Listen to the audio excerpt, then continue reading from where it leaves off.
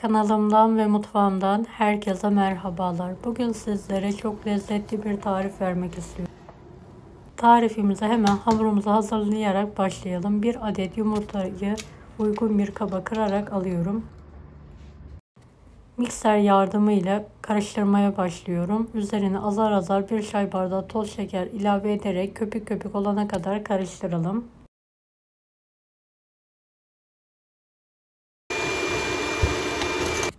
Yarım çay bardağı sıvı yağ ekleyelim ve karıştırmaya devam edelim. Toplamda 1,5 bardağı süt ilavesi yaptım.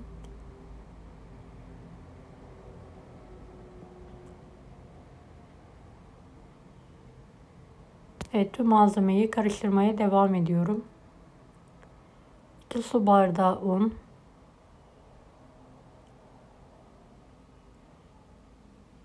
1 paket vanilya, 1 tatlı kaşığına yakında kabartma tozu ekledim ve mikser yardımıyla pürüzsüz olana kadar karıştırıyorum.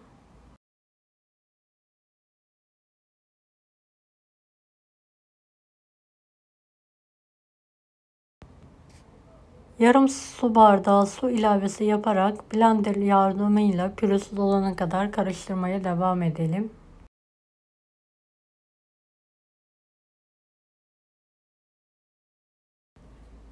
Hazırladığımız hamuru bir pet şişeye alalım.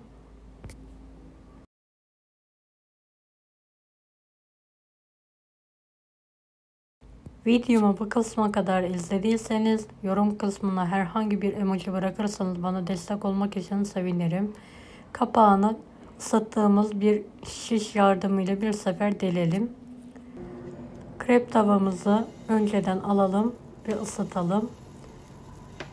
Pet şişe yardımıyla küçük hamurlar sıkarak tavamıza dökelim. Aralıklı olacak şekilde dökmeye dikkat edelim.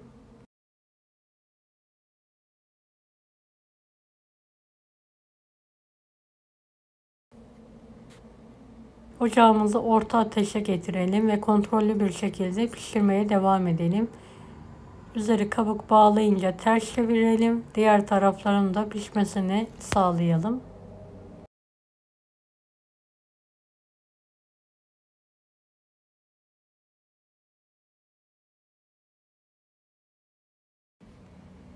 Evet, tüm hamurları ters çeviriyorum. Diğer taraflarını da pişirdikten sonra servis tabağına alıyorum ve soğumaları için bekliyorum. Aynı yöntemle hamurum bitene kadar pişirmeye devam ediyorum. Hem pratik hem lezzetli bir tarif. Ani gelen misafirlerinize hemen yapıp ikram edebilirsiniz. Gerçekten çok lezzetli oluyor.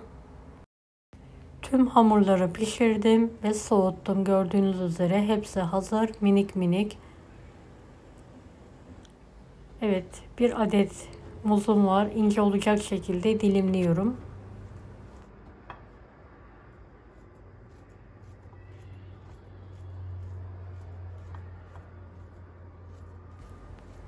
Muzlarımı dilimledikten sonra şeftalilerimin kabuklarını soymadan küçük olacak şekilde dilimliyorum. 2 adet şeftali kullandım. Dilediğiniz meyveyi kullanabilirsiniz. Çilek, muz, şeftali. Evet, çöp şişime önce pişirdiğim mini pankekleri diziyorum. Daha sonra muz, tekrardan pankek, daha sonra şeftali olacak şekilde bu şekilde çöp şişime diziyorum.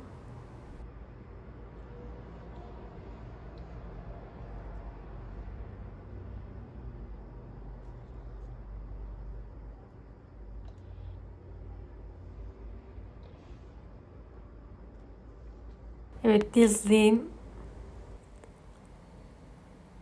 pankekleri küçük servis tabaklarına alıyorum. Diğerlerini de aynı yöntemle hazırlayarak porsiyonluk tabaklara alıyorum. Evet, son çöp şişimi de hazırlıyorum ikrama.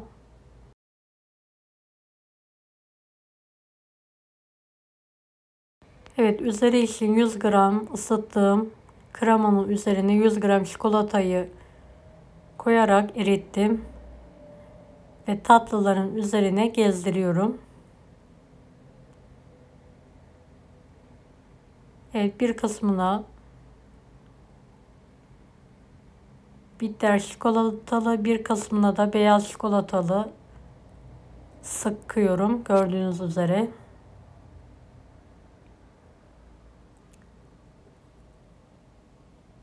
Evet, tekrardan bitter çikolata sosumu şerit halinde sıkıyorum. Diğerlerine de beyaz çikolata sosundan gezdiriyorum şerit halinde.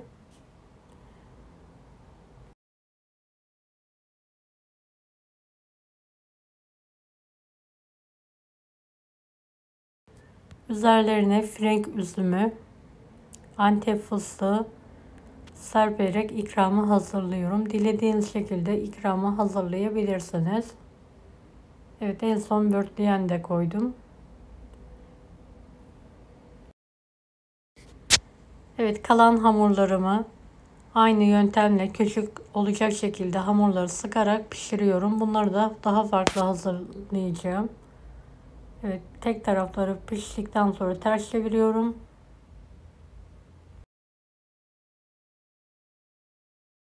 Pişen minik pankeklerimi küçük servis tabağına alıyorum. Ve kalanları bitene kadar pişirmeye devam ediyorum.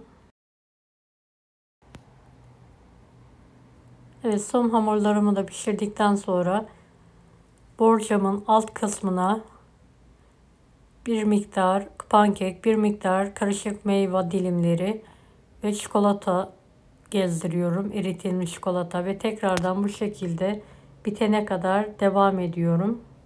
Pankeklerim ve meyvelerim. Ve en son üzerine bolca sütlü çikolata gezdiriyorum.